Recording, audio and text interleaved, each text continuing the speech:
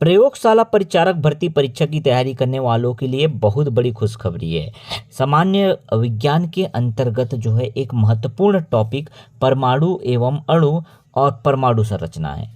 तो आज हम इस वीडियो में इस टॉपिक को फुली कवर्ड करते हुए अच्छे से इसको आप जो है सीखेंगे और बिल्कुल डायग्राम के माध्यम से, जो आवश्यकता अनुसार डायग्राम होगा, डायग्राम के माध्यम से मैं आप लोगों को बहुत अच्छे से यहाँ एक्सप्लेन करूँगा, जिससे आप लोगों को काफ़ी सारी चीज़ें जो है समझ आ जाए आसान तरीके से, किसी भी चीज़ को रटने की आवश्यकता ना पड़े।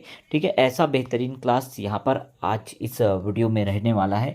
तो देखिए, क्लास अच्छे से धैर्य से आप जो है अटेंड कीजिए और अपने साथ एक हो सके तो नोटबुक ज़रूर रखिए। ठीक है, ताकि जो मैं इंपॉर्टेंट फैक्ट बताऊँ या कुछ इंपॉर्टेंट चीज़ है उसे आप नोट कर सकें। ठीक है, तो चलिए स्टार्ट करते हैं आज का यह बेहतरीन क्लास। ठीक है,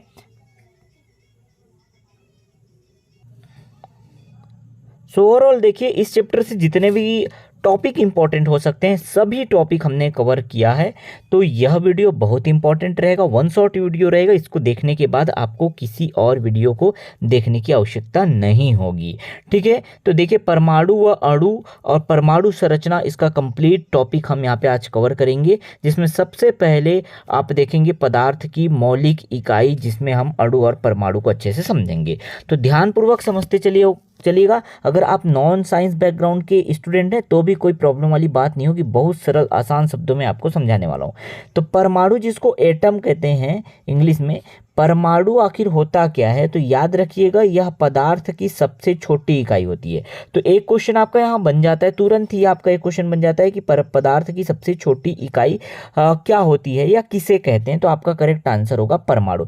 परमाणु जो है ना, किसी भी पदार्थ की सबसे छोटी इकाई होती है। जैसे एक मकान को बनाने के लिए बहुत सारे ईंटों की आवश्यकता होती है, तो एक जो ईंट है वो इसकी सबसे छोटी इकाई है। ईंट की बात करें, मकान के संदर्भ में मैं बता रहा हूँ। ठीक है, उसी प्रकार किसी भी पदार्थ को अगर हम बात करें बनाना है या किसी पदार्थ को निर्माण करना है, तो उसकी सबसे छोटी इकाई जो होती है ना, वही क्या है? एटम या परमाणु है।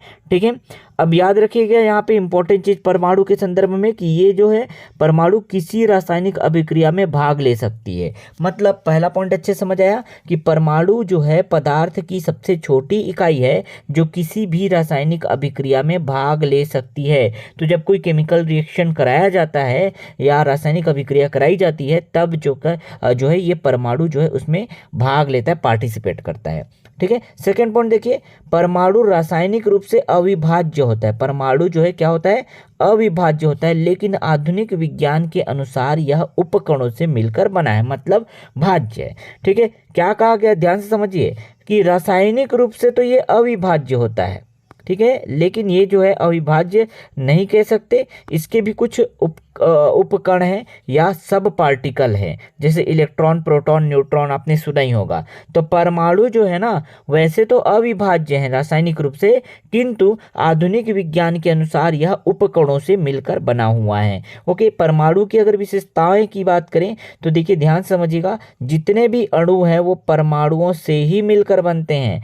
मतलब जब बहुत सारे परमाणु इस तरह से 1 2 3 परमाणु जो है मिल जाते हैं या 2 परमाणु मिल जाते हैं, तो इस प्रकार अणु का निर्माण होता है। आगे हम अणु वाले जो है टॉपिक में, अणु वाले स्लाइड में अच्छे से इसको समझेंगे, कोई प्रॉब्लम वाली बात नहीं है। इसको बस आप इतना समझिए कि परमाणुओं को मिलाने से ही अणु का निर्माण होता है। चाहे 2 परमाणु का हम लोग मिश्रण करें या 3 परमाणु का मिश्रण करें, इस तरह से परमाणुओं को मिलाने से ही अणु का निर्माण होता है। ठीक है, तो अणु का निर्माण कैसे होता है अगर पूछेगा तो याद रखिएगा, परमाणुओं से ही होता है। ठीक है, समझ आया? तो सबसे छोटी इकाई परमाणु है, पदार्थ की सबसे छोटी इकाई परमाणु, जो किसी भी रासायनिक अभिक्रिया में भाग ले सकती है। याद हुआ? दूसरा देखिए, रासायनिक रूप से तो अविभाज्य होता है परमाणु, किंतु आधुनिक विज्ञान के अनुसार यह उपकणों से मिलकर बना है। ठीक है, इलेक्ट्रॉन, प्रोटॉन, न्यूट्रॉन जैसे कण पाए जाते हैं ना परमाणु में, तो ये उपकणों से मिलकर बना हुआ है। ठीक है, परमाणु की अगर विशेषताओं की बात करें तो सबसे इंपॉर्टेंट जो पहला पॉइंट है वो देख सकते हैं आप कि अणु जो है परमाणुओं से मिलकर बनते हैं। मतलब 1 2 से अधिक या 2 परमाणु जब मिलते हैं तो अणु का निर्माण होता है। ठीक, प्रत्येक तत्व का परमाणु एक समान होता है, ये भी समझिए। मान लो हम हाइड्रोजन की बात करते हैं, तो हाइड्रोजन को जो परमाणु है ना, हाइड्रोजन का परमाणु, इसमें जितने भी हाइड्रोजन में परमाणु होंगे सभी एक समान ही होंगे। मतलब एक तत्व में एक प्रकार के परमाणु होते हैं। तत्व की बात कर रहे हैं, पता है तत्व क्या होता है ना? तो एक ही तत्व का जो परमाणु समान होता है, एक समान होता है, याद रखिएगा। प्रत्येक तत्व का परमाणु एक समान होता है। परमाणु जो है, अगर हम बात करें कार्बन की, तो कार्बन में जितने भी परमाणु उपस्थित होंगे सभी एक समान ही होंगे, इनमें कोई भी डिफरेंस नहीं होता। ठीक है, परमाणु का अगर हम आकार बात करें तो यह बहुत ही छोटा होता है, लगभग 10⁻⁻10 मीटर व्यास का होता है। ये भी याद रखिएगा, पेपर में इसको पूछता है। ठीक है, तो परमाणु बहुत छोटा होता है, यह लगभग 10⁻⁻10 मीटर व्यास का होता है। ओके, तो परमाणु के संबंध में जो इंपॉर्टेंट फैक्ट थे, इंपॉर्टेंट जानकारी थी, वो हम इस स्लाइड में आपको पूरा अच्छे से कवर कर दिए। ठीक है, एक बार जल्दी से देखिए, याद भी करते चलिएगा कि यह सबसे छोटी इकाई है, यह अविभाज्य होता है, किंतु आधुनिक विज्ञान के अनुसार उपकणों से मिलकर बना है। ये भी याद रखिएगा, अणु का निर्माण परमाणुओं से ही होता है, मतलब दो या दो से अधिक परमाणु को जब मिलाया जाता है तब अणु का निर्माण होता है। ठीक है, प्रत्येक तत्व में एक ही प्रकार के या एक समान जो है परमाणु होते हैं। ठीक है, परमाणु का आकार अगर बात करें तो 10⁻⁻10 मीटर होता है। ठीक, व्यास उसका। आगे देखें, अणु की अगर बात करते हैं, अणु को अच्छे से समझिए। अणु को मॉलिक्यूल कहते हैं। क्या कहते हैं? मॉलिक्यूल कहते हैं। अब यहाँ पे देखिए, जैसे मैंने बताया कि भाई दो या दो से अधिक परमाणुओं को मिलाने से ही तो अणु बनता है। क्या बनता है? अणु बनता है। दो परमाणु या दो से अधिक परमाणु को मिलाने से क्या बनता है? अणु बनता है। तो बस वहीं से इसकी परिभाषा निकल के आ जाती है कि दो या दो से अधिक परमाणुओं के रासायनिक संयोजन से जो बना कण होता है उसे ही अणु कहते हैं। याद रहेगा क्या? कोई प्रॉब्लम किसी को? बहुत सिंपल है ना। तो दो या दो से अधिक परमाणुओं को जब मिलाया जाता है या संयोजन किया जाता है, कैसा संयोजन? रासायनिक संयोजन किया जाता है, तब जो कण का निर्माण होता है उसे क्या कहा जाता है? अणु या मॉलिक्यूल कहा जाता है। ठीक, यह स्वतंत्र अस्तित्व में रह सकता है। जो अणु है ना, वो स्वतंत्र अस्तित्व में रह सकता है और पदार्थ के गुण भी दर्शाता है। कौन? ये अणु की बात कर रहे हैं हम लोग। ठीक है, तो स्वतंत्र अस्तित्व में रह सकता है और पदार्थ के गुण भी दर्शाता है। ये इसके थोड़े इंपॉर्टेंट गुण है, वो भी याद रखिएगा। ठीक है, कि अणु जो है स्वतंत्र अवस्था में रह सकते हैं और पदार्थ का जो गुण होता है वह गुण वास्तव में अणु ही दर्शाता है। ठीक, अगर हम अणु की बात करें तो ध्यान से देखिएगा, एक तत्वीय अणु और यौगिकी अणु, दोनों तरह के अणु आपको देखने को मिलेंगे। एक तत्वीय जैसा नाम वैसा काम। एक ही प्रकार के तत्व का अगर हम बात करें अणु मिलते हैं, परमाणु मिलते हैं। जैसे कि देखिए, हाइड्रोजन का H2 लिखा है ना, H2 का मतलब क्या है? दो हाइड्रोजन है, तो एक हाइड्रोजन का परमाणु और एक हाइड्रोजन का परमाणु दोनों मिलके क्या बना लिए? दोनों मिलके मिला लिए एक अणु। किसका अणु? हाइड्रोजन का अणु। ठीक है, तो H2 अणु एक ही तत्व से क्योंकि ये बने थे, इसलिए इसको एक तत्वीय अणु कहा जाता है। वैसे ही O2 देख सकते हैं, वैसे ही N2 भी देख सकते हैं। यौगिकी की बात करें तो यौगिक में दो या दो से अधिक तत्व आपको देखने को मिल सकते हैं।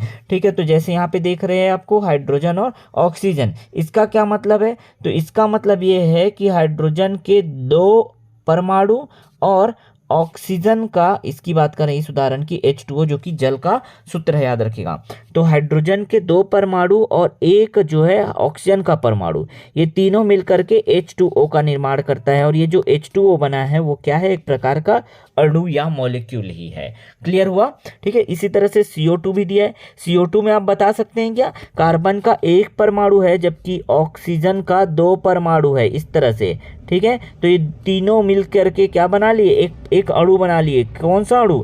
यौगिकी अणु। ठीक है, इसे CO2 के नाम से जाना जाता है, कार्बन डाइऑक्साइड का। ठीक है, और इसको, ये उदाहरण जो मैं लेता हूँ ना, सब एग्जाम में पूछे गए, सीधे सीधे पेपर में आ जाता है। अमोनिया का सूत्र क्या है? अमोनिया का रासायनिक सूत्र लिखिए, तो इसे ही अमोनिया कहा जाता है, NH3 को। क्लियर? तो हर एक जो है इंपॉर्टेंट फैक्ट मैं आप लोगों के लिए लाकर यहाँ पे रख देता हूँ। इससे बाहर तो आपको सोचना ही नहीं, पहले आप इतने तो कवर कर लीजिए। और मुझे नहीं लगता इसके अलावा और किसी बुक की या आपको किसी वीडियो देखने की आवश्यकता होगी। ठीक है, पर अगर आपको लगता है कि नहीं भाई हमें और कुछ जानकारी चाहिए, तो आप स्वतंत्र हैं।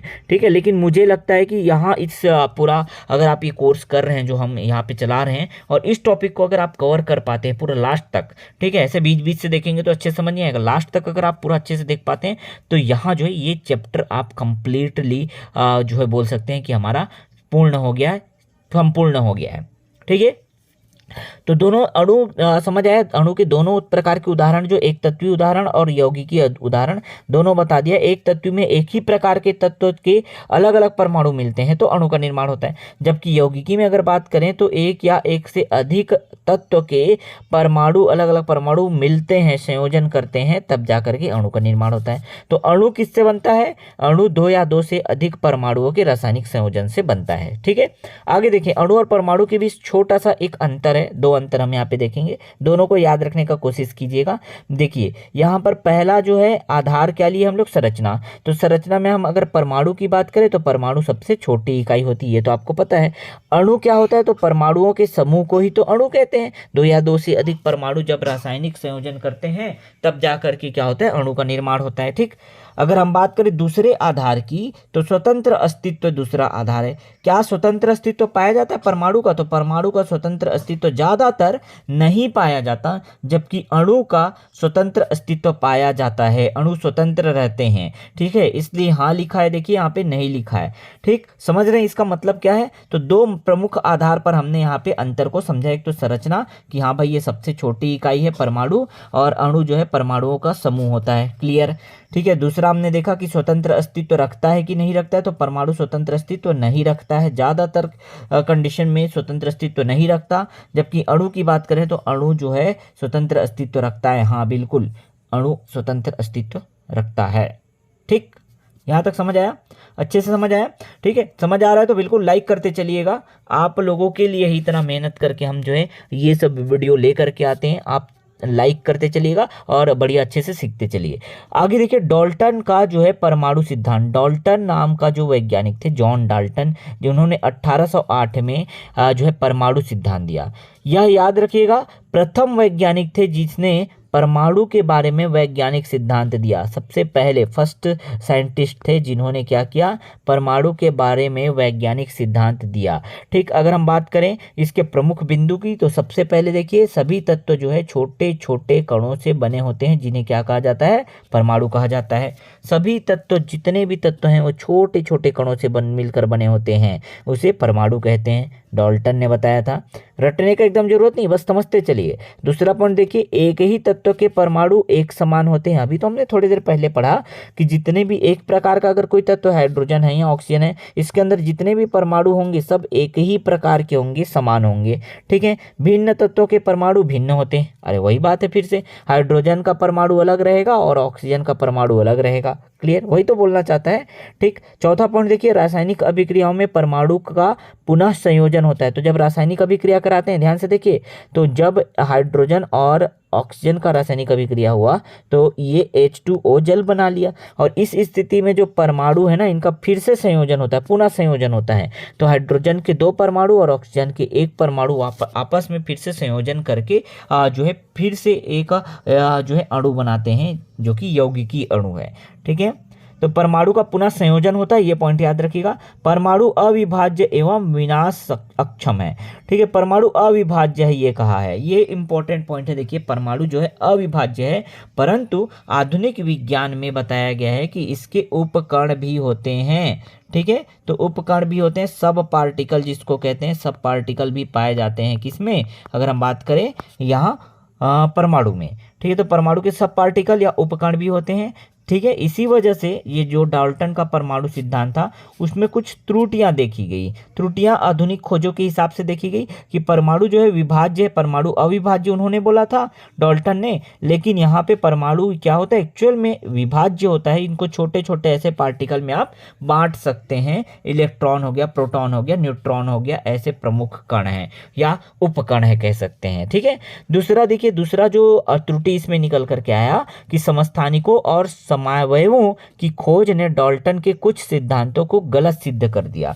कैसे? देखिए, समस्थानिक क्या होता है आगे डिटेल से पढ़ेंगे। ठीक है, ऐसे तत्व होते हैं जिनके परमाणु क्रमांक तो समान लेकिन द्रव्यमान संख्या भिन्न होती है, वही समस्थानिक कहलाते हैं। तो जब समस्थानिक का खोज किया गया, जैसे हाइड्रोजन के 3 समस्थानिक होते हैं, ठीक है, 1H1, 1H2 और 1H3, आगे डिटेल से पढ़ेंगे, कोई टेंशन वाली बात नहीं है। क्या पढ़ा रहे हैं सर, ऐसा मत सोचिए। ठीक है, तो यहाँ पर आप देखेंगे कि यहाँ 1, 2, 3 ऐसे कुछ इसके परमाणु भार आ रहे हैं। ठीक है, तो इस वजह से समस्थानिकों के खोज होने से और समावयवों की जानकारी होने से डाल्टन के कुछ सिद्धांतों को गलत सिद्ध किया गया या गलत पाया गया। बस इतना ही याद रखिए अभी। ठीक है, बाकी समस्थानिक क्या होते हैं वो हम आगे पढ़ने वाले हैं। तो त्रुटि में समझ आया दोनों पॉइंट अच्छे से। ठीक है, तो त्रुटियां क्या थी कि परमाणु विभाज्य है, एक्चुअल में परमाणु विभाज्य है, जबकि इन्होंने डाल्टन साहब ने कहा था कि परमाणु अविभाज्य है। ठीक है, तो ये त्रुटि निकल करके इनके सिद्धांत में सामने आई।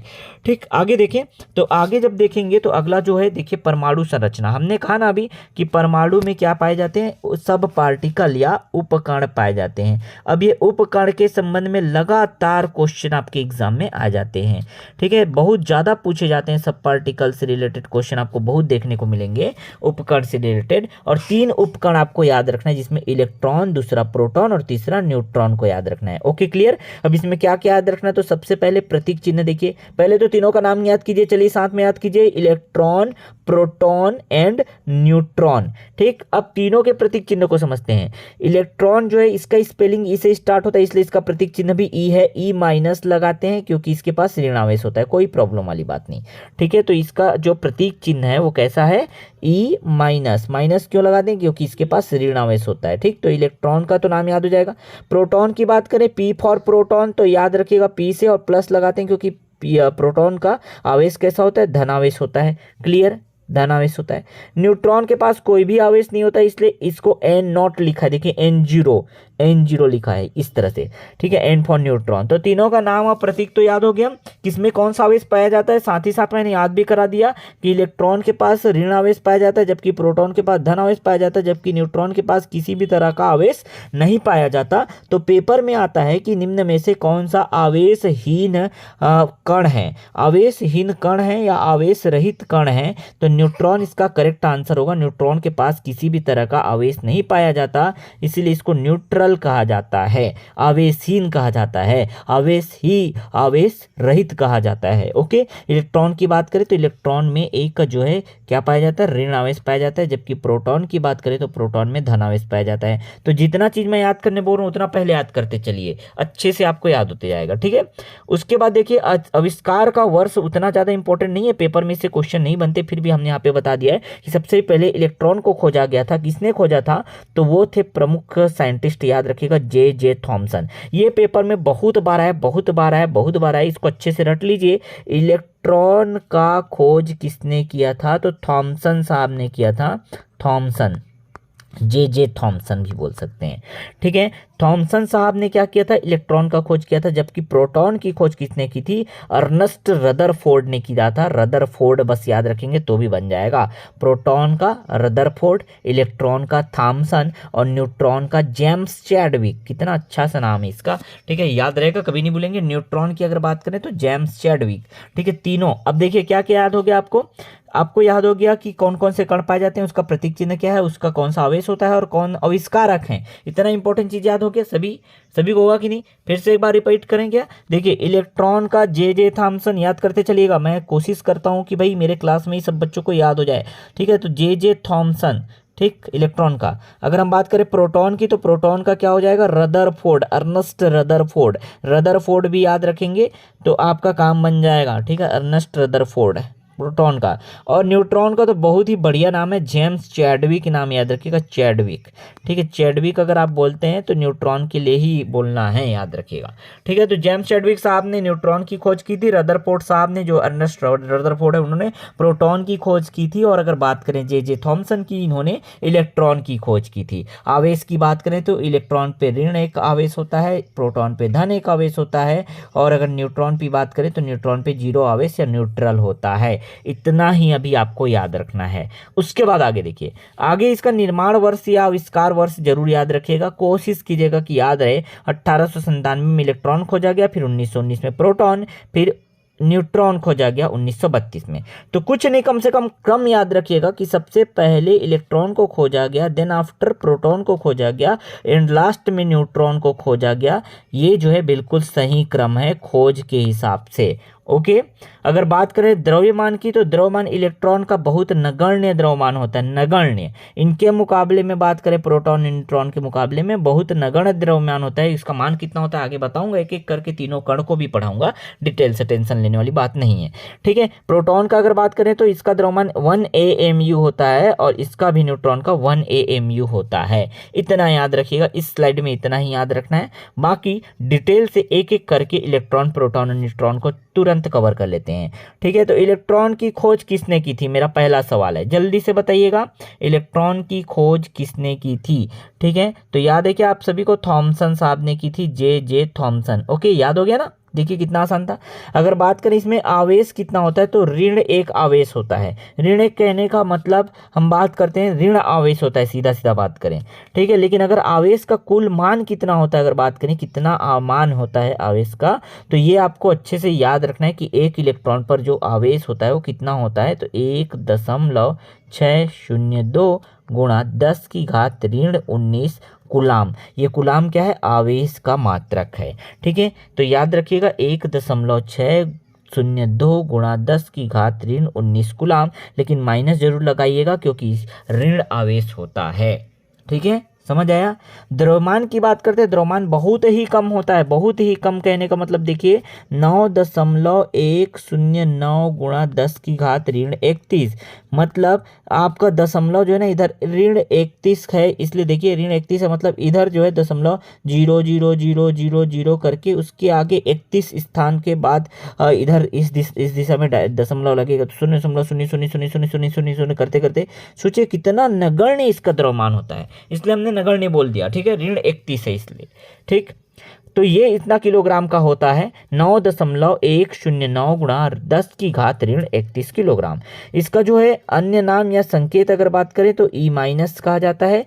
अगर हम बात करें तो ये इसका स्थान कहाँ है, इसका रहने का घर कहाँ है, ये रहता कहाँ है इलेक्ट्रॉन। अगर किसी भी परमाणु की बात करें तो परमाणु के नाभिक के चारों ओर चक्कर लगाते हैं इलेक्ट्रॉन, ठीक है। एक डायग्राम की मदद से आपको यहाँ पे दिखाना चाहूंगा, ये डायग्राम आपको सबसे पहले दिख रहा होगा।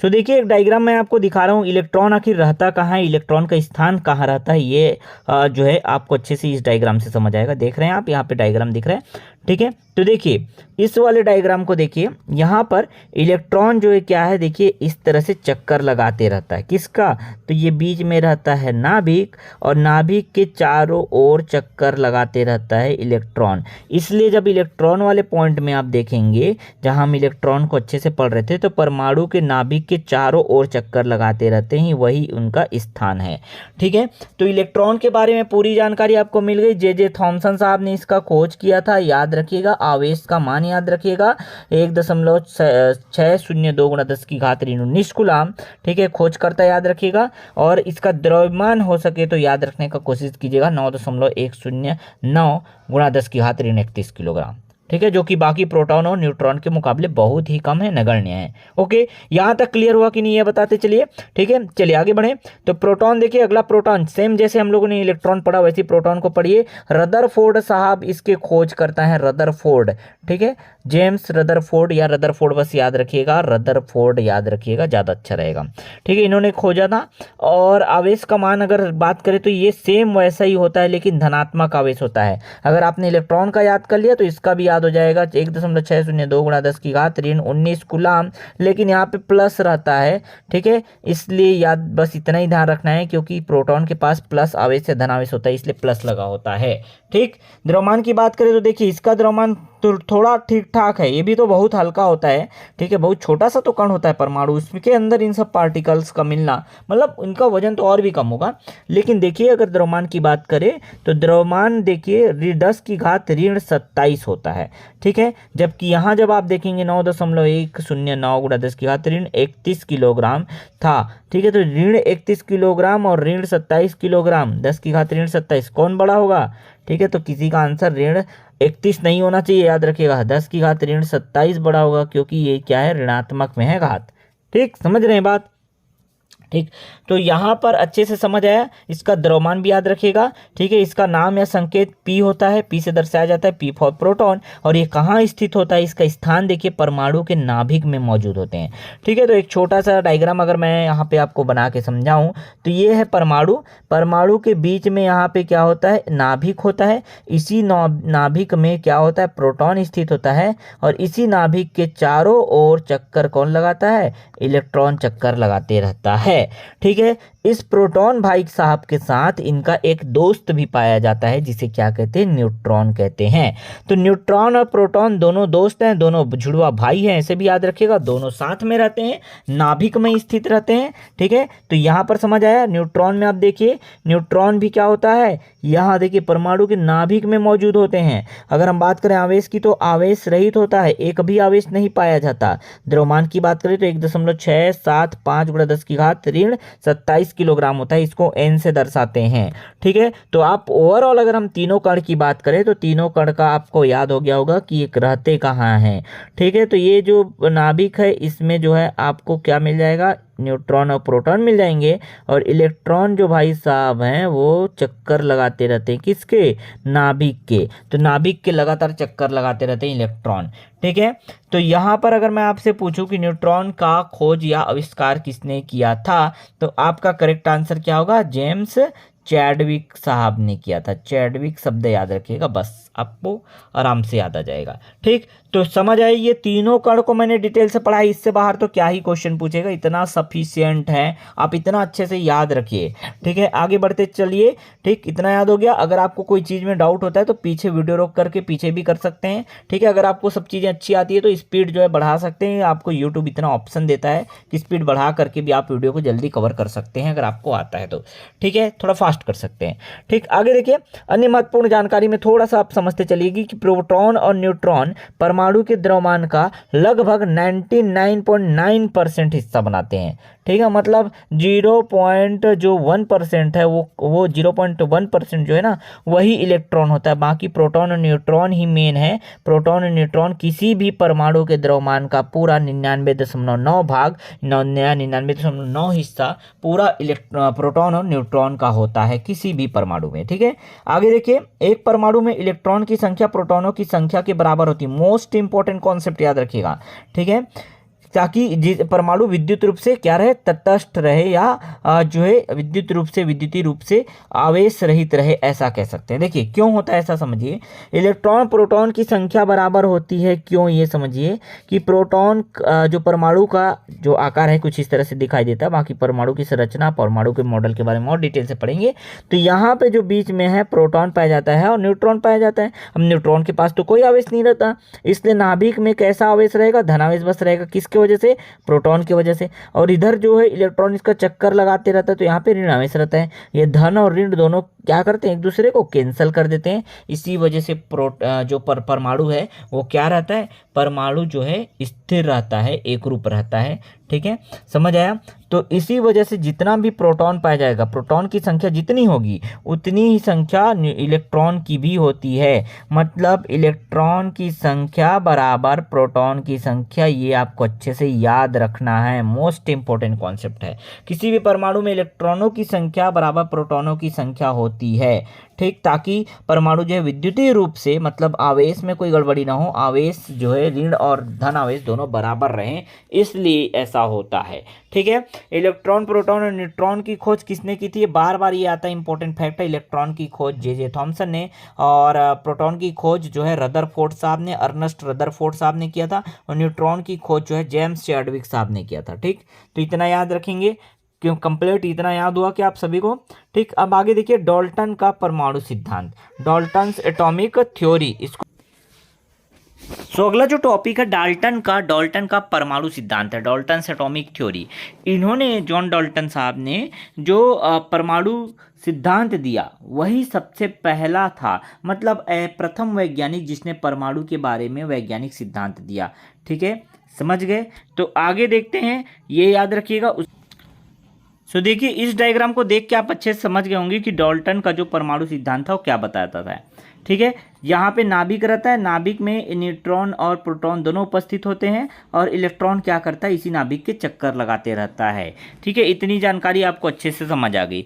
अब विभिन्न परमाणु जो मॉडल दिए हैं उसको शॉर्ट में समझते चलिएगा अच्छे से। ठीक है, जिसमें सबसे पहला जो है थॉमसन का परमाणु मॉडल, जिसको प्लम पुडिंग मॉडल भी कहते हैं या तरबूज का मॉडल भी कहते हैं, बहुत सारे इसके नाम हैं। ठीक है, तरबूज का मॉडल भी इसको हिंदी में कहा जाता है। ठीक है, 10th के बुक में जो है आपको मिलेगा ये। ठीक, 9th या 10th के बुक में, एग्जैक्ट मुझे याद नहीं आ रहा है। ठीक है, तो तरबूज का मॉडल भी लिखा हुआ है, ये शब्द आपको मिलेगा, कोई प्रॉब्लम वाली बात नहीं है। इसको अच्छे से समझिए कि इन्होंने थॉमसन साहब ने क्या बताया था।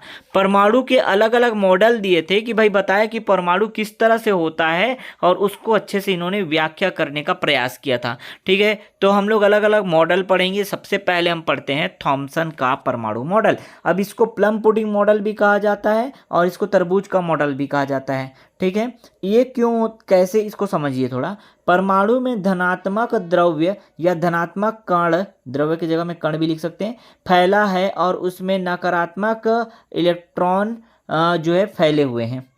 जैसे किशमिश वाला हलवा, ये कहा है।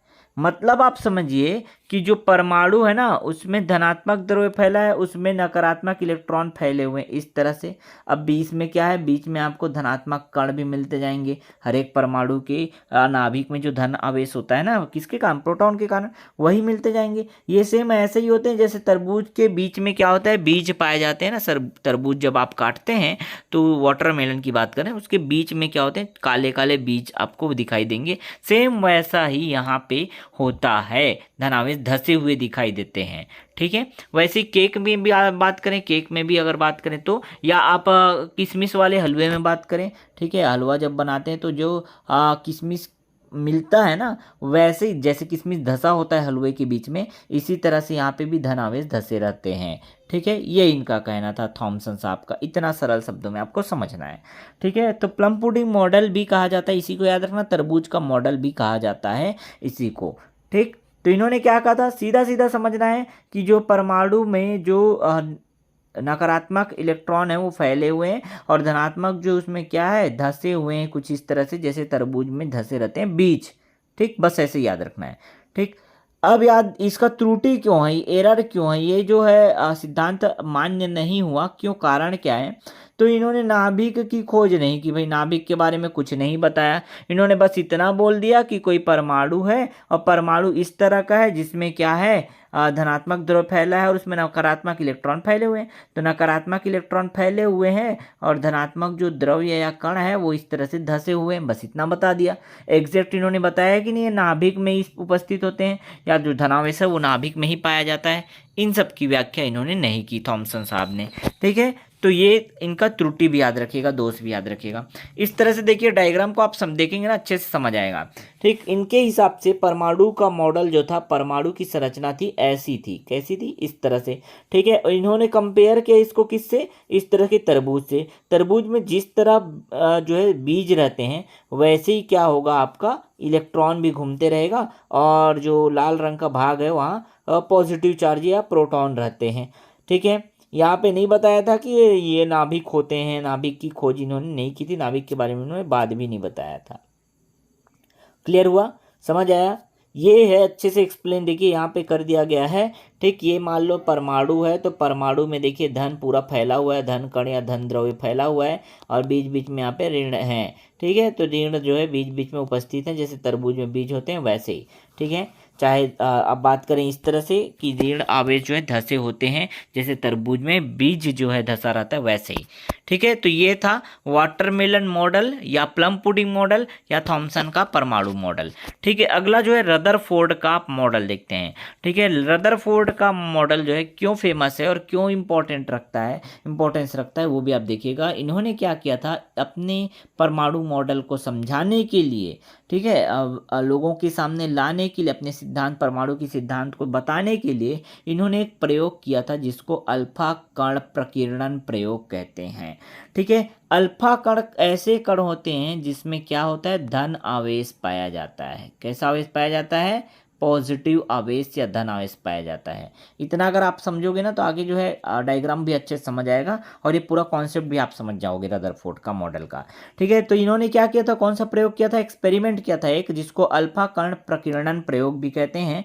ठीक है, अब इनका जो क्या परिणाम निकला था वो हम बाद में देखेंगे रिजल्ट क्या निकला, लेकिन एक डायग्राम इनका जो है वो पहले हम देख लेते हैं, फिर निष्कर्ष वगैरह सब देखेंगे।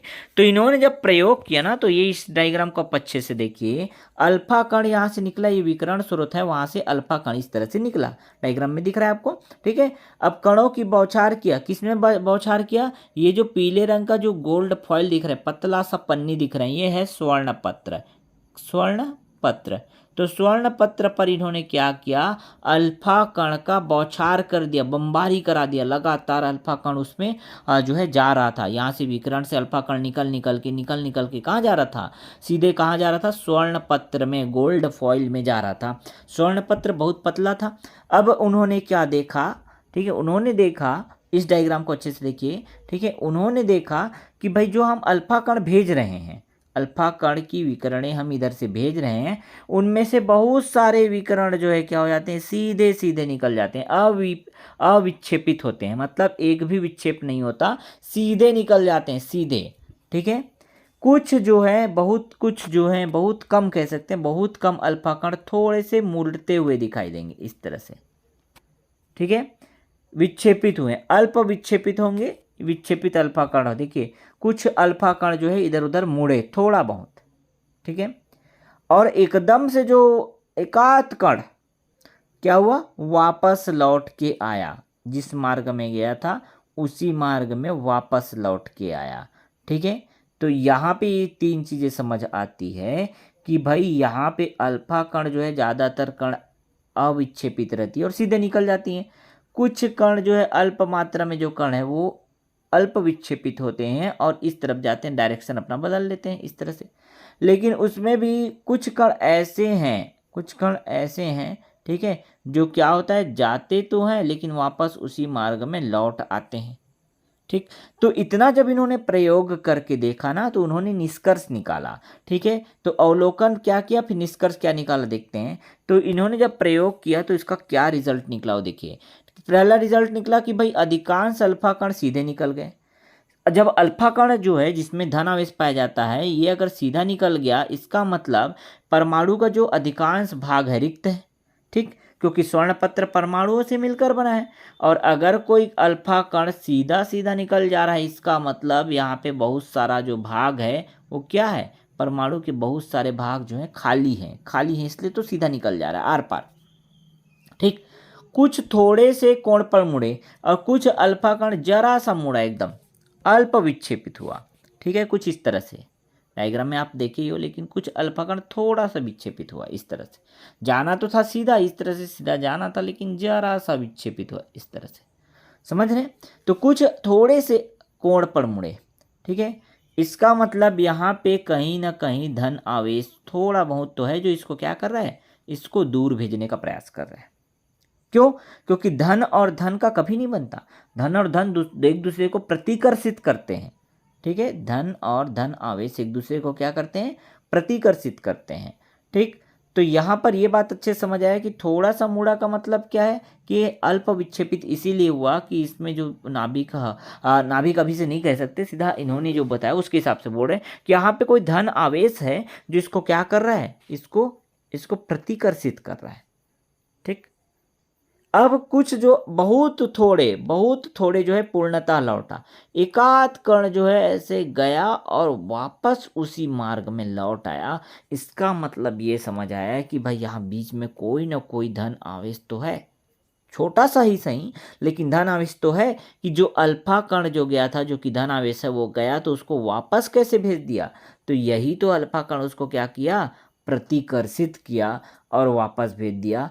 ठीक है, तो केंद्रक बहुत सघन और धनात्मक है, इसलिए वापस भेज दिया, इससे इस बात की जानकारी हो गई। अब उन्होंने इस परिणाम या रिजल्ट के तहत उसके मद्देनजर रखते हुए इन्होंने निष्कर्ष निकाला। निष्कर्ष ये निकाला कि परमाणु का जो है केंद्रक होता है, बिल्कुल सही। एक परमाणु अगर बात करें तो यहाँ केंद्र में कोई चीज तो रहता है, केंद्रक होता है जिसको बोला, जिसमें संपूर्ण धनावेश और लगभग संपूर्ण द्रव्यमान होता है। अब इन्होंने कहा कि भाई इसी जो केंद्रक है ना, उसी में पूरा धनावेश उपस्थित होता है और बाकी इधर जो एक्स्ट्रा जगह दिख रहा है सब खाली रहता है, इसीलिए अल्फा कण पार निकल जा रहा है। तो उन्होंने अपने प्रयोग के माध्यम से बताते गया रिजल्ट ये हो रहा है। ठीक, आगे देखिए, इलेक्ट्रॉन केंद्रक के चारों ओर परिक्रमा लगाते हैं। इलेक्ट्रॉन जो है केंद्रक के चारों ओर परिक्रमा लगाते हैं, ये इन्होंने निष्कर्ष निकाला। यहां तक समझ आया? ठीक, लेकिन इन्होंने क्या इसमें त्रुटि क्या निकली? देखिए, इलेक्ट्रॉन की स्थिरता को नहीं समझा सका वो।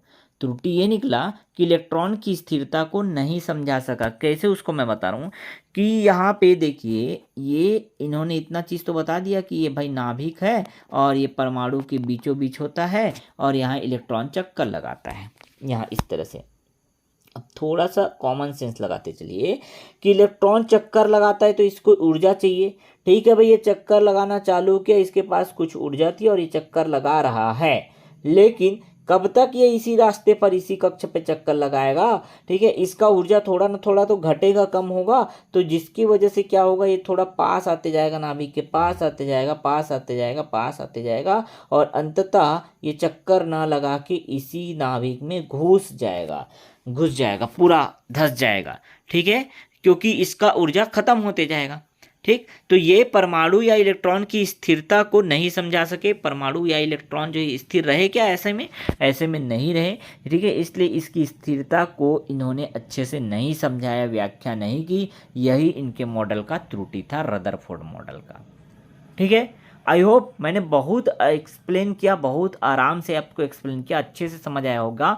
डायग्राम भी आप देख लीजिएगा। फिर भी अगर आपको डाउट होता है तो कमेंट बॉक्स में ज़रूर कमेंट कीजिएगा। छोटे छोटे टॉपिक के भी हम शॉर्ट वीडियो ही सही लेकर के आप लोगों के लिए लेकर आएंगे। ठीक, यहाँ तक समझ आ गया? तो ये डायग्राम अच्छे समझ आया। अगला जो है वो है नील्स बोर का मॉडल। सो तीसरा जो प्रमुख मॉडल है ना परमाणु का मॉडल, नील्स बोर का मॉडल था। बोर का परमाणु मॉडल ऐसा भी लिखा हो सकता है किसी बुक में। ठीक है, ये आपने पढ़ा होगा, बोर का परमाणु मॉडल। अब बोर का परमाणु मॉडल क्या था? बोर ने ये बताया कि जो इलेक्ट्रॉन है ना, जो इनकी जो गलती थी कह सकते हैं या त्रुटि थी किसका, ये रदरफोर्ड का परमाणु मॉडल का, उसी को इन्होंने सुधार करते हुए बताया कि इलेक्ट्रॉन जो एक निश्चित कक्षा में घूमते हैं। इलेक्ट्रॉन एक निश्चित कक्षा में घूमते हैं। ठीक है, और प्रत्येक कक्षा को 1 2 3 4 इस तरह से दर्शाया जाता है। ठीक है, अब यहाँ पे देखिए, ऊर्जा का उत्सर्जन या अवशोषण केवल एक कक्षा से दूसरी कक्षा में जाने पर होता है। ये इलेक्ट्रॉन के बारे में इन्होंने बताया। ठीक है, इनका क्या कहना था थोड़ा शॉर्ट में मैं आपको बता देता हूँ। ठीक, इसका डायग्राम अच्छे से यहाँ समझिए, मैं आपको यहाँ पे एक्सप्लेन कर दिए देता हूँ। देखिए यहीं पर इसी डायग्राम में देखिए, इनका कहना था कि भाई यहाँ पे क्या रहता है, नाभिक रहता है। ठीक है, इन्होंने नाभिक वाभिक की बातों पे कोई छेड़छाड़ नहीं किया। इन्होंने इलेक्ट्रॉन के बारे में बताया कि इलेक्ट्रॉन अपनी एक निश्चित कक्षा में क्या करते हैं, घूमते रहते हैं, चक्कर लगाते हैं। ठीक है, जैसे एक इलेक्ट्रॉन यहाँ घूम रहा है और इलेक्ट्रॉन अगर है तो वहाँ घूम रहे हैं। ठीक है, नाभिक तो वही रहेगा, लेकिन इलेक्ट्रॉन क्या होते हैं, अलग अलग कक्षा में अपना चक्कर लगाते रहते हैं। ठीक, अब एक इलेक्ट्रॉन इस जगह से उस जगह पर कैसे जाएगा, तो इसको ऊर्जा मिलेगी तभी ना जाएगा। ये उच्च कक्षा है और ये निम्न कक्षा है, तो ये जो इलेक्ट्रॉन है उसको ऊर्जा मिलेगी तभी वो इस उच्च कक्षा में जाएगा। ठीक, या इसका उल्टा अगर हम कहें कि ये ऊपर वाला जो कक्षा में इलेक्ट्रॉन घूम रहा है वो नीचे वाले कक्षा में तब आएगा जब ये ऊपर वाले इलेक्ट्रॉन क्या करेगा, ऊपर वाला इलेक्ट्रॉन ऊर्जा उसका क्या होगा, व्यय होगा या कम होगा, तब वो नीचे वाले कक्षा में आकर के चक्कर लगाएगा। तो इतनी जानकारी अच्छे समझ आई। ठीक है, बस इन्होंने यही बताया, प्रत्येक कक्षा जो है एन जो है 1 2 3 4 से दर्शाया जाता है और ऊर्जा का उत्सर्जन और शोषण केवल एक कक्षा से दूसरी कक्षा में जाने पर होता है। इलेक्ट्रॉन जब एक कक्षा से दूसरी कक्षा जाएगा तभी ऊर्जा का अवशोषण या उत्सर्जन होगा। ठीक, यहाँ तक क्लियर हुआ, अच्छे समझ आ गया? ठीक है ना, तो यहाँ पर देखिए इन्होंने जो प्रत्येक कक्षा जो कहा उसको KLMN से भी दर्शाते हैं। अब ये KLMN कक्षा या कोष क्या है आगे हम पढ़ेंगे, आगे है, टेंशन मत लीजिएगा। ठीक है, तो यहाँ पर जो इन्होंने मेन जो पॉइंट कहा उसको अच्छे समझिएगा कि इलेक्ट्रॉन निश्चित कक्षा में घूमते हैं। प्रत्येक कक्षा को जो है 1 2 3 4 ऐसे नंबर से दर्शाया जाता है जिसको KLMN भी कहते हैं, आगे हम पढ़ेंगे। और ऊर्जा का उत्सर्जन या अवशोषण तभी होता है जब इलेक्ट्रॉन एक कक्षा से दूसरी कक्षा में जाता है, चाहे ऊपर से नीचे आएगा तो ऊर्जा का उत्सर्जन होगा। ऊपर से नीचे आ रहा है मतलब ऊर्जा निकाल रहा है, ठीक है। और जब नीचे से ऊपर जा रहा है मतलब ऊर्जा का अवशोषण हो रहा है, ऊर्जा वो सोख रहा है, ले रहा है, तभी जाकर के ऊपर कूद पा रहा है, ठीक है। यहाँ तक समझ आया? डायग्राम जो मैंने बताया था उसके आधार पर समझिए। अब देखिए मोस्ट इंपॉर्टेंट परमाणु क्रमांक, ठीक है, जिसको जेड से दर्शाया जाता है। और ये क्या होता है इसको अच्छे से समझिए, एकदम एक लाइन में याद रखिएगा। किसी भी तत्व का परमाणु में जो प्रोटॉन की संख्या है उसे ही परमाणु क्रमांक कहते हैं। कितना आसान है, प्रोटॉन की संख्या को ही परमाणु क्रमांक कहते हैं।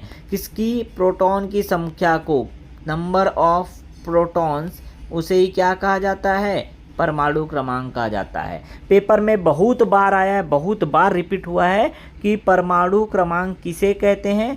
तो याद रखिएगा, किसी तत्व के परमाणु में जो प्रोटॉनों की संख्या होती है उसे ही परमाणु क्रमांक कहते हैं। ऐसे भी क्वेश्चन पूछ सकता है, किसी तत्व के परमाणु में प्रोटॉनों की संख्या को क्या कहा जाता है? तो आपका करेक्ट आंसर एटॉमिक नंबर, परमाणु क्रमांक, जिसको जेड से दर्शाया जाता है, जेड भी कहा जाता है, ठीक है। याद रहेगा, जेड को भूलना मत, जेड बहुत इंपॉर्टेंट सिंबल है, परमाणु क्रमांक का सिंबल है, ठीक है, एटॉमिक नंबर का सिंबल है जेड, ठीक। तो किसी तत्व के परमाणु में प्रोटॉनों की संख्या को जेड से दर्शाया जाता है और इसे ही परमाणु क्रमांक कहते हैं। जैसे अगर हम एक उदाहरण देखिए, हाइड्रोजन का परमाणु क्रमांक क्या है? 1 है। मतलब हाइड्रोजन में जो प्रोटॉनों की संख्या, हाइड्रोजन में एक ही परमाणु होते हैं और एक प्रोटॉन होता है, एक न्यूट्रॉन होता है और एक इलेक्ट्रॉन होता है। तो इसमें कितने प्रोटॉन? हाइड्रोजन में एक ही प्रोटॉन है, इसलिए हाइड्रोजन का परमाणु क्रमांक 1 होगा।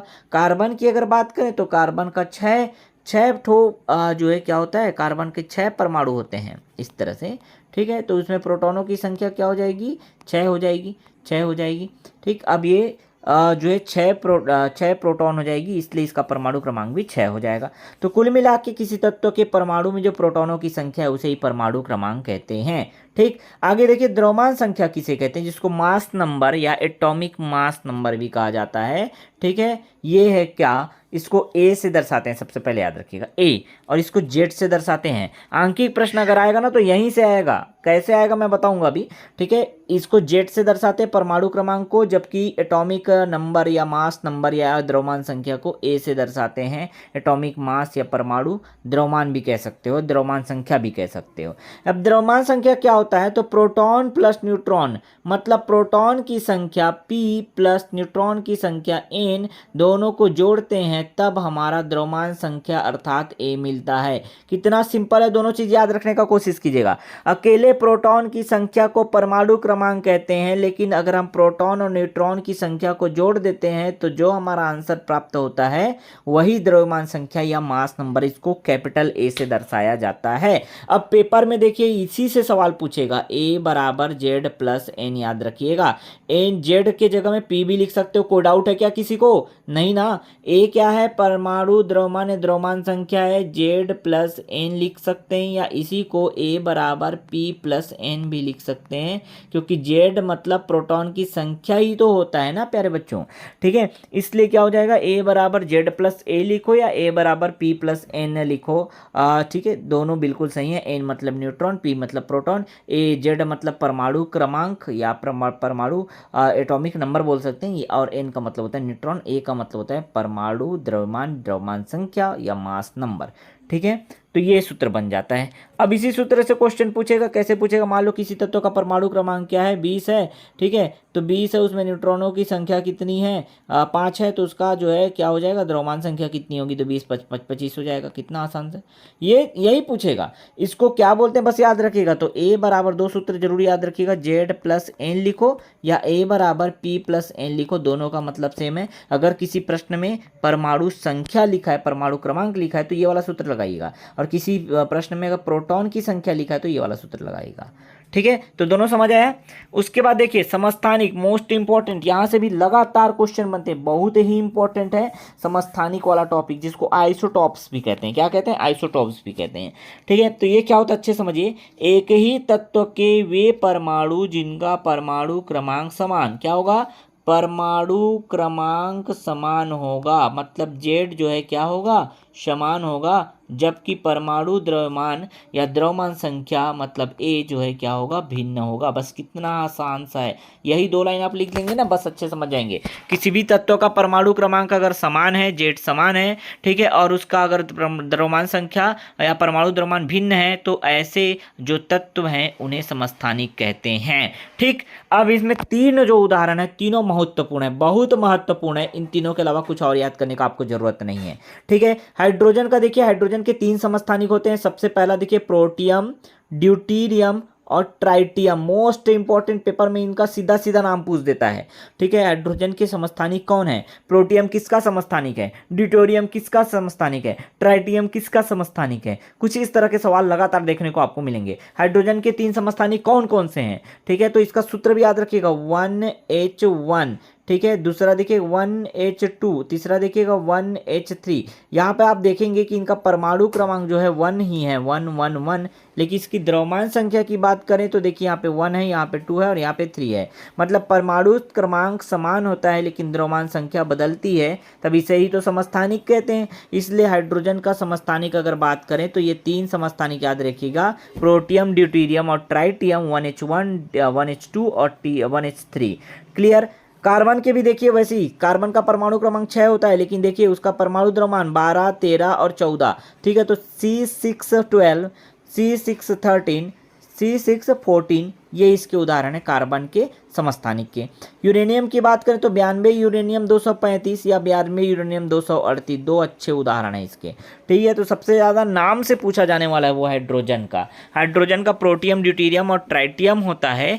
ठीक है, बाकी कार्बन के 3 समस्थानिक और यूरेनियम के 2 समस्थानिक, इनको याद रखिएगा। तो समस्थानिक क्या होता है, आइसोटोप्स क्या होता है, अच्छे समझ आ गया। एक ही तत्व के वे परमाणु जिनका परमाणु क्रमांक तो समान होता है लेकिन द्रव्यमान संख्या भिन्न होती है, उसे ही समस्थानिक कहते हैं। उदाहरण सहित याद रखिएगा। ठीक है, चलिए आगे आते हैं। संभारिक आइसोबार्स किसको कहते हैं?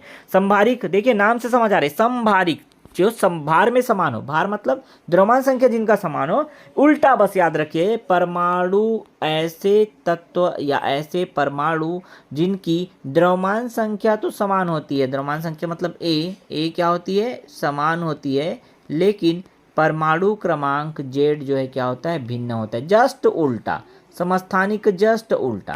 समस्थानिक में क्या था, परमाणु क्रमांक समान, द्रव्यमान संख्या भिन्न, लेकिन यहाँ देखिए द्रव्यमान संख्या समान और परमाणु क्रमांक जो है क्या होता है, भिन्न होता है, उसे संभारिक कहते हैं, आइसोबार्स कहते हैं।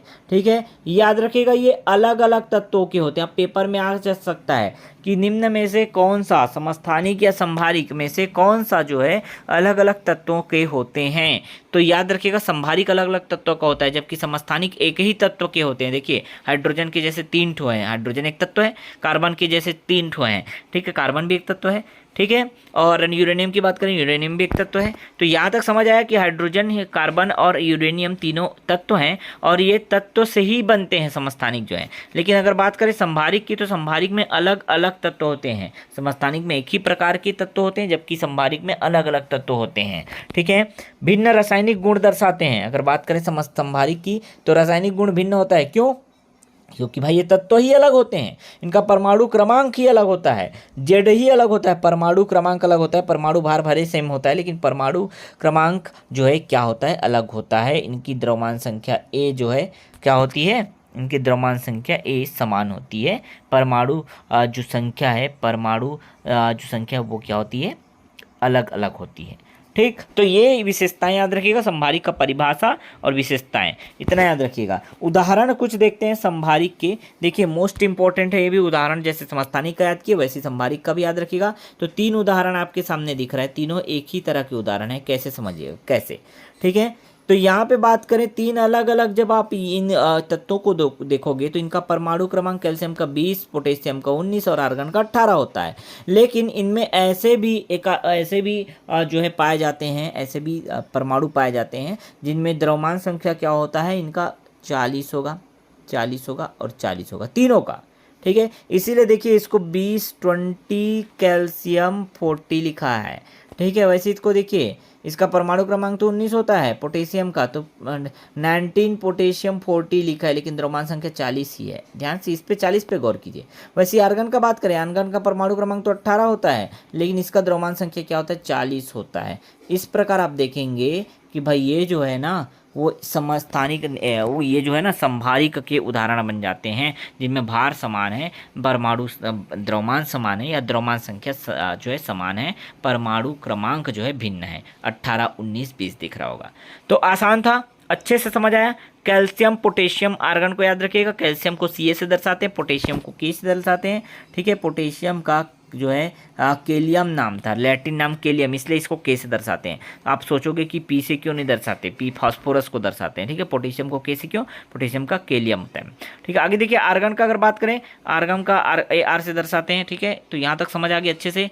आगे देखिए वैद्युतीय विन्यास या इलेक्ट्रॉनिक कॉन्फ़िगरेशन। इलेक्ट्रॉनिक विन्यास जिसमें हम बात कर रहे थे कि बोर का परमाणु मॉडल में कि अलग अलग कक्षा में रहते हैं, इलेक्ट्रॉन अलग अलग कक्षा में घूमते हैं। ठीक है, कक्षा का नंबर है, अगर कक्षा 1 है तो कक्षा 2 है तो कक्षा 3 है तो कक्षा 4 है। तो इसको कैसे समझिए, यहाँ पे डायग्राम समझिए। ठीक है, ये नाभिक है, ये पहला कक्षा है, इसको कक्षा 1, इसको कक्षा 2, कक्षा 3 दे दिए। ठीक, तो जैसे जैसे कक्षा बढ़ेगा ना, इलेक्ट्रॉन की संख्या भी बढ़ेगी। कोई ज़रूरी नहीं कि यहाँ पे एक ही इलेक्ट्रॉन घूमेगा। पहले कक्षा में अगर बात करें तो पहले कक्षा में 2 इलेक्ट्रॉन, दूसरे कक्षा में 8 इलेक्ट्रॉन घूम सकते हैं, तीसरे कक्षा में 18 इलेक्ट्रॉन घूम सकते हैं और चौथे कक्षा में 32 इलेक्ट्रॉन घूम सकते हैं। इन्हीं को नाम दिया गया, इसको K कक्षा बोला गया, K, L, M, और इसको क्या बोला गया, N कक्षा बोला गया। ठीक है, तो कक्षा या सेल या कोष कहा गया। और इसको आसानी से याद रख सकते हैं। कैसे, नंबर याद रखने का कोशिश कीजिएगा, 2, 8, 18, 32। ये याद नहीं होता तो ये भी याद रखिएगा कि एक कक्षा में इतने इलेक्ट्रॉन हो सकते हैं, यही क्षमता है। कितनी, 2n का वर्ग। अब n के जगह में रखते जाओ। अगर कक्षा 1 है तो देखिए कक्षा 1 है तो 1 का वर्ग कर दो। जब इसको हल करोगे तो 1 का वर्ग तो 1 ही होता है, तो 2 एकम 2, 2 इलेक्ट्रॉन होंगे पहले कक्षा में। दूसरी कक्षा की अगर बात करें तो 2n के जगह में क्या रख दो, इस n की जगह में 2 रख दो, तो 2 की घात 2 हो जाएगा। जब आप इसको हल करोगे तो 2 गुणा 2 की घात 2 कितना होता है, 4 होता है। 4 दूनी कितना हो गया, 8 हो गया। इसी तरह से निकलते जाएगा। अगर तीसरी कक्षा की बात करेंगे तो n के जगह में 3 रख देना, 3 का वर्ग मतलब 9, 9 दूनी कितना हो जाएगा, 18, 18 हो गया। इसी तरह से निकालना है। तो कक्षा की क्षमता की अगर बात करें तो 2n का वर्ग होता है, 2n स्क्वायर होता है। कक्षा की क्षमता कितनी होती है, 2n स्क्वायर होता है। यही इलेक्ट्रॉनिक कॉन्फ़िगरेशन है। इलेक्ट्रॉन का वितरण जो है कक्षाओं में होता है, अलग अलग कक्षा में इलेक्ट्रॉन घूमते हैं और किस कक्षा में कितने इलेक्ट्रॉन रहेंगे वही जो है इलेक्ट्रॉनिक विन्यास कहलाता है। ठीक, कैसे निर्धारित करते हैं, तो ये इसके लिए एक सिंपल सा सूत्र है, 2n का वर्ग। n क्या है, कक्षा की संख्या है। पहली कक्षा है तो n के जगह में 1 डालना, दूसरी कक्षा है तो 2 डालना। ठीक, बाकी आप देख सकते हैं, अधिकतम इसको याद रख सकते हैं। पहले कक्षा के लिए 2, 8, 18, 32 ये मैजिकल नंबर भी आप याद रख सकते हैं, तो भी आपका काम बन जाएगा। इलेक्ट्रॉनिक विन्यास अच्छे समझ आया। ठीक है, तो आगे चलते हैं। देखिए यहाँ पे एक उदाहरण दिया है, हाइड्रोजन का परमाणु क्रमांक 1 होता है। ठीक है, तो यहाँ पे देखिए पहले एक ही इलेक्ट्रॉन होगा पहले कक्षा में। ऑक्सीजन का बात करें तो देखिए ध्यान से समझिएगा, ऑक्सीजन का क्या होता है, 8 इलेक्ट्रॉन यहाँ पे होते हैं। जितने प्रोटॉन उतने ही तो इलेक्ट्रॉन होते हैं। ऑक्सीजन का परमाणु क्रमांक 8 है तो 8 प्रोटॉन 8 इलेक्ट्रॉन होंगे। अब 8 इलेक्ट्रॉन किस तरह से यहाँ पे व्यवस्थित होंगे, देखिए तो जो पहली कक्षा उसमें तो 2 इलेक्ट्रॉन होंगे, बाकी जो दूसरी कक्षा उसमें 8 हो सकते हैं, लेकिन 8 इसके पास है क्या, नहीं, इसलिए 6 ही इलेक्ट्रॉन होंगे। समझ आया बात। तो टोटल 6 और 2 8 इलेक्ट्रॉन होंगे। टोटल 8 इलेक्ट्रॉन तो होना चाहिए ना, तो पहली कक्षा में 2 आके घुस गया 2 इलेक्ट्रॉन। अब 6 बचा तो कहाँ जाएगा, वो दूसरी कक्षा में जाएगा। दूसरी कक्षा में ज़्यादातर 8 हो सकते हैं। सोडियम का एक और उदाहरण देखिए, सोडियम का परमाणु क्रमांक 11 है। इसका मतलब यहाँ पे इलेक्ट्रॉन की संख्या भी 11 है, प्रोटॉन की संख्या भी 11 है। ठीक है, जितना परमाणु क्रमांक उतना ही तो प्रोटॉन होता है। ठीक, तो देखिए इसके अगर मैं इलेक्ट्रॉनिक विन्यास अगर आपको बनाने बोलूँ तो ये पहली कक्षा में 2 इलेक्ट्रॉन रहेगा, बिल्कुल सही। दूसरी कक्षा में 8 इलेक्ट्रॉन रह सकते हैं, 8 रहेंगे पूरे, क्योंकि 8 2 10 ही हो रहे हैं। और तीसरी कक्षा में 2 8 18 हो सकते हैं, 18 हो सकते हैं ना तीसरी में, लेकिन क्योंकि इसके परमाणु क्रमांक 11 है, मतलब 11 ही इलेक्ट्रॉन है, इसलिए 2 यहाँ आ गए, 8 यहाँ आ गए, तो 1 इलेक्ट्रॉन यहाँ जाएगा। 2 8 10 और 1 11। क्लियर हुआ, यहाँ तक अच्छे समझ आ गया आपको। ठीक, अब अणु का रासायनिक सूत्र आप थोड़ा समझ लीजिए। सो अगला जो टॉपिक है देखिए, अणु का रासायनिक सूत्र, केमिकल फॉर्मूला ऑफ मॉलिक्यूल्स, इसको भी समझिए।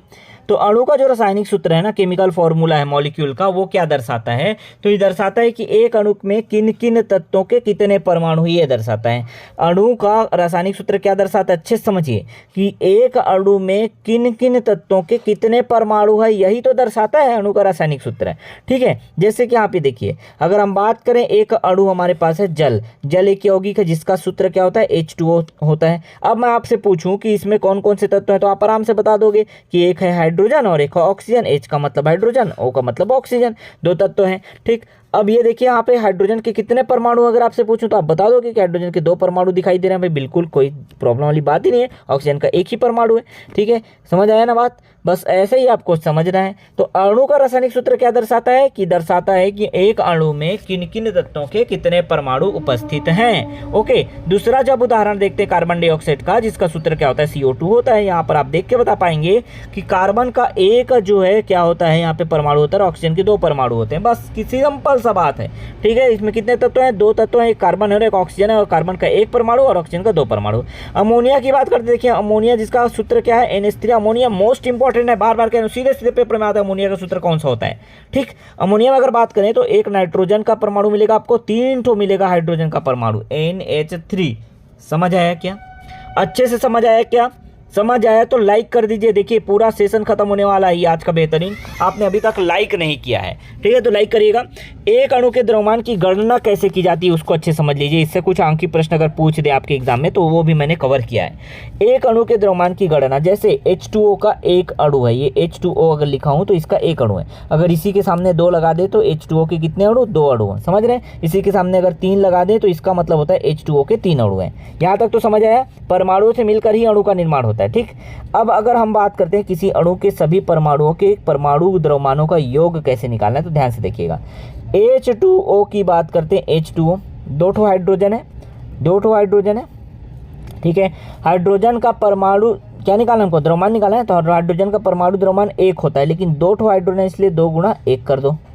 ठीक, ऑक्सीजन का बताएं तो ऑक्सीजन का परमाणु द्रव्यमान, देखिए याद रखना पड़ेगा भाई आपको परमाणु द्रव्यमान। ठीक है, बहुत ज़्यादा डिटेल नहीं पढ़ना है, कम से कम 10 तक है जो परमाणु द्रव्यमान जरूर याद रख लीजिएगा। हाइड्रोजन से hydrogen, helium, lithium, beryllium, boron, carbon, nitrogen, oxygen, fluorine, neon, ये आपने याद करना है। और जो है इसका परमाणु क्रमांक और परमाणु द्रव्यमान दोनों याद रखिएगा। मेरे पास लिस्ट है जिसमें परमाणु क्रमांक मैंने आपको बता दिया है, द्रव्यमान लगभग उसका डबल कर सकते हैं हम। जैसे ऑक्सीजन का परमाणु क्रमांक 8 होता है तो इसका लगभग डबल, इस एक ट्रिक बता रहा हूँ ना, ऐसे सब में डबल नहीं होता है, याद रखिएगा। ठीक है, तो इसका डबल 8 का कितना हो जाएगा, 16, लेकिन इसके कितने परमाणु, 1 ही परमाणु, इसलिए 1 गुणा 16 कर दो। ठीक, समझ आया, पूरा चीज को अच्छे समझना। तो 2 एकम 2 हो गया और 16 एकम 16 हो गया, 16 2 कितना 18 AMU क्या हो गया, इसका अणु का द्रव्यमान हो गया। एक बार फिर से देखिए एक अणु का द्रव्यमान कैसे निकालते हैं, तो जैसे H2O हमने उदाहरण लिया, तो H2O में हम सबसे पहले देखिए कि हाइड्रोजन के कितने परमाणु, 2 परमाणु, तो 2 का हम सीधा गुणा कर देंगे। अब एक परमाणु का द्रव्यमान कितना होता है, 1 होता है। हाइड्रोजन का द्रव्यमान कितना होता है, परमाणु द्रव्यमान या द्रव्यमान भार 1 होता है, याद रखना पड़ेगा भाई आपको। ठीक है, तो ये हो जाएगा कितना, 2 एकम 2, प्लस इसके साथ साथ इसमें ऑक्सीजन भी है।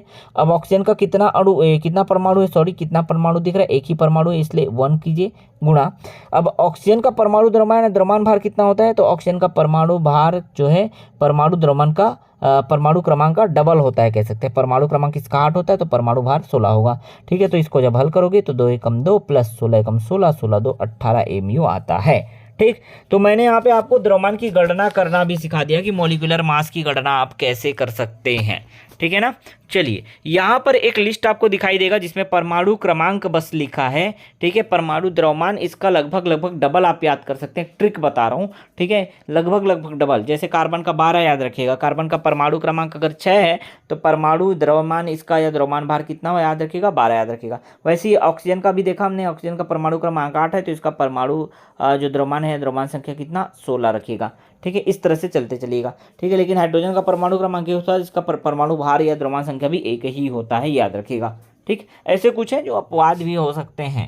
ठीक, समझ आ गया, तो इनको याद रखिएगा, एकदम अच्छे से रट्टा मारिएगा, इसको लिख के अपने सामने अपने स्टडी टेबल के सामने चिपका के रख लीजिएगा और रोज इसको पढ़िएगा। रोज रोज रोज जैसे आप भगवान का नाम लेते हैं वैसे ही इसको पढ़ना है। Hydrogen, helium, lithium, beryllium, boron, carbon, nitrogen, oxygen, fluorine, neon, neon है, याद रखिएगा नियॉन।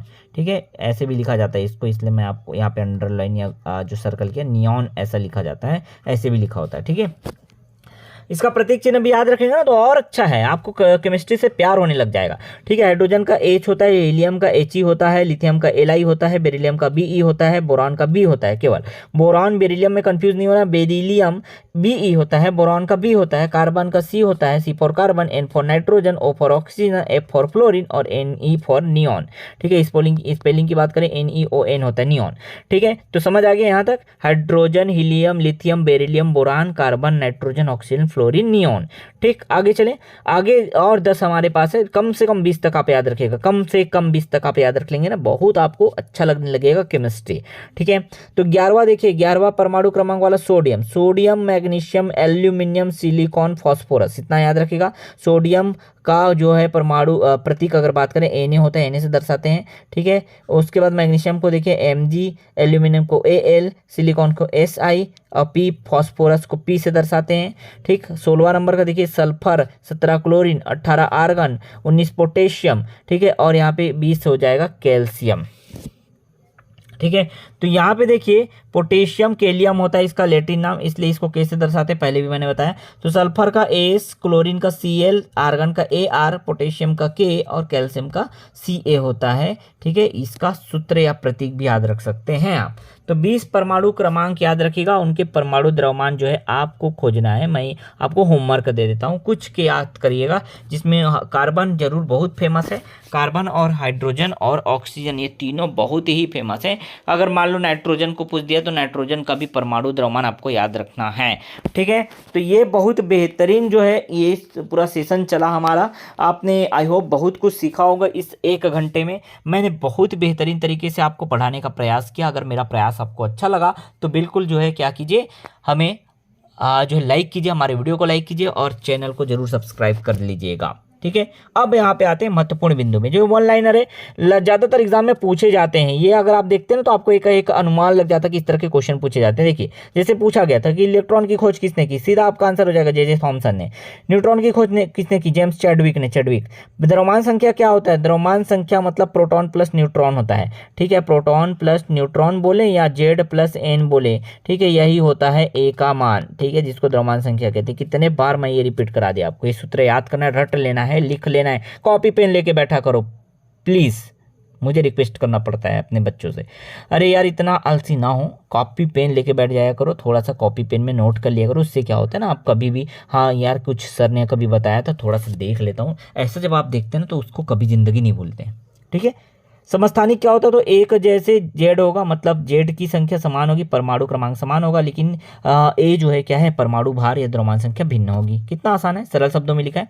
ठीक है, आगे देखिए 5वां जो है परमाणु सबसे छोटा लेकिन रासायनिक अभिक्रिया में प्रभावी कण है, मतलब परमाणु ही रासायनिक अभिक्रिया में भाग लेता है, पार्टिसिपेट करता है। अणु अगर बात करें तो अणु से स्वतंत्र स्थिति रखने वाली रासायनिक इकाई है, बहुत सारे 2 या 2 से अधिक परमाणुओं के संयोग से अणु का निर्माण होता है। थॉमसन का मॉडल क्या था, किशमिश या हलवा वाला मॉडल बोल सकते हैं, किशमिश का हलवा वाला मॉडल, तरबूज का मॉडल, प्लम पुडिंग मॉडल, ये भी आप कह सकते हैं। रदरफोर्ड का मॉडल क्या बताया था, मुख्यतः इन्होंने परमाणु के केंद्रक को बताया था, रदरफोर्ड का मॉडल। ठीक है, बाकी बोर ने क्या बताया, निश्चित ऊर्जा में इलेक्ट्रॉन कैसे रहते हैं, वो बोर ने बताया था कि LMN कक्षा 1 2 3 4 5 बांटा गया था। याद आते जा रहे सब चीज। इलेक्ट्रॉनिक विन्यास या विद्युत विन्यास जानते हैं ना, 2n का वर्ग, अगर पहली कक्षा में तो n का मान 1 रखिए, दूसरी कक्षा में तो 2 रखिए, तीसरी कक्षा में तो 3 रखिए। इस तरह से हमने निकाला 2 8 18 32। याद है क्या, कितना आसान लगने लगा आपको ना, मजा आ रहा है ना सेशन। ठीक है, तो अगर आपने पूरा एंजॉय किया, बहुत अच्छे से इसको पूरा एंजॉय किया सेशन को, तो भाई आप बिल्कुल हकदार हैं इस नौकरी के, और आप जो हैं बहुत कुछ ज्ञान अर्जित करके जाएंगे इस वीडियो के बाद। ठीक है, उम्मीद करता हूं जो है आपको बहुत मजा आया होगा, सेशन मजेदार रहा होगा। ठीक है, बाकी अगर इसी तरह के वीडियो आपको चाहिए लगातार, ठीक है, अभी काफी दिन है, टेंशन वाली बात नहीं है, हम इतने सक्षम है ना कि आपको 20 दिन में पूरा कंप्लीट कोर्स करा के रख देंगे, टेंशन वाली बात नहीं लेनी आपको। ठीक है, इतना अच्छे से बस हम काम करेंगे ना कि आपका सब कोर्स कंप्लीट हो जाएगा। बस आपको मेहनत करना है कि हाँ भाई हमने जो चीज़ें आपको प्रोवाइड कराई आप उसका कितना यूटिलाइज कर पा रहे हैं, दैट्स इंपॉर्टेंट। ठीक है, अब आप देखते हैं कितने बच्चे जो हैं इसका अच्छे से जो है पूरा प्रैक्टिस करते हैं, हल करते हैं, इसको अच्छे से समझे हैं। ठीक है, बाकी जो है किसी को अगर किसी भी टॉपिक में किसी भी पॉइंट पे अगर यहाँ पे दिक्कत हुआ होगा, डाउट हुआ होगा, तो कमेंट बॉक्स में कमेंट जरूर करिएगा। ठीक है, तो प्यारे बच्चों मिलते हैं फिर से अगले क्लास में, अगले बेहतरीन क्लास में आप सभी के लिए लेकर के आएंगे बहुत ही मोस्ट इंपॉर्टेंट एक नया चैप्टर, नया कॉन्सेप्ट के साथ। तब तक के लिए अच्छे से रहिए, स्वस्थ रहिए, पढ़ते रहिए और मस्त रहिए। नौकरी इस बार आपके हाथ से जानी नहीं चाहिए। ओके।